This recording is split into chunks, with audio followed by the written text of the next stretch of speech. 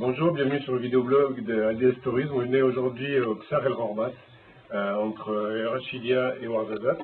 Donc on est à l'intérieur d'un très ancien Ksar qui a gardé encore toute sa beauté, toutes ses belles poutres en palmier, ses murs en pisé, ses belles décorations traditionnelles, notamment berbères. Et là, vous pouvez même voir ici sur le côté des briques de terre battue qui sont utilisées au niveau de la construction, au niveau du bâti, pour construire les murs et pour réhabiliter cette Ksar.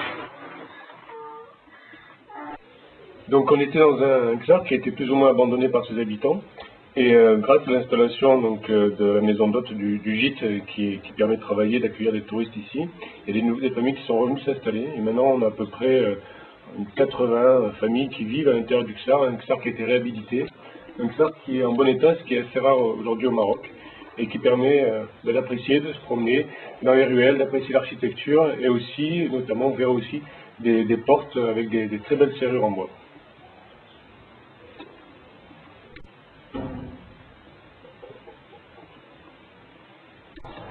Donc on est maintenant sur le toit du Ksar El Horbat avec Ahmad, qui est le directeur de cette structure. Est-ce que tu pourrais un peu nous expliquer qu'est-ce qui a été fait ici par rapport à l'environnement dans les dernières années? Oui, à ce qui concerne l'environnement, on a essayé d'avoir une basse consommation au niveau électrique. Et de profiter aussi, parce que quand on parle de sud marocain, on parle de la chaleur, on essaye de profiter aussi de cette chaleur et de l'avoir comme un point positif, surtout pour chauffer l'eau. C'est pour ça qu'on a, pour chauffer l'eau, on a des énergies solaires. Donc toute l'eau chaude aujourd'hui, elle est produite par les panneaux solaires? Par les panneaux solaires, oui. D'accord. Et il y a, je te rappelle, il y a 10 chambres en fait? Oui, il y a 10 chambres. 10 chambres, mais à peu près, on peut héberger jusqu'à 20... on peut héberger même jusqu'à 32 personnes. 32 personnes. 32 personnes.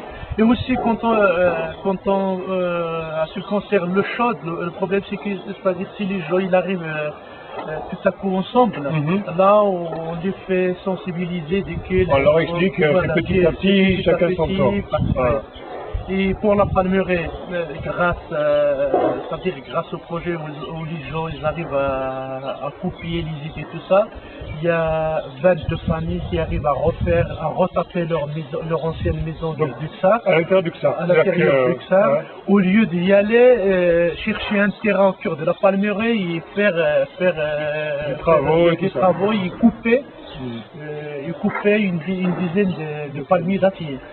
La construction ici, on le voit sous du pisé, principalement, tout est en pisé. Tout est en pisé, juste les douches qui sont un peu, il y a un peu de carrelage. Mais du ciment, donc pour être tranquille. Pour être tranquille et sûr de la construction. Ok.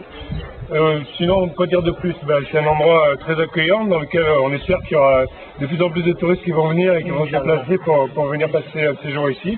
Et donc, vous avez un site internet? Oui, on a le site internet, c'est www.elhorbat.com. Ok. E-L-C-H-O-R-B-A-T. L-K-H-O-R-B-A-T. Merci, à bientôt.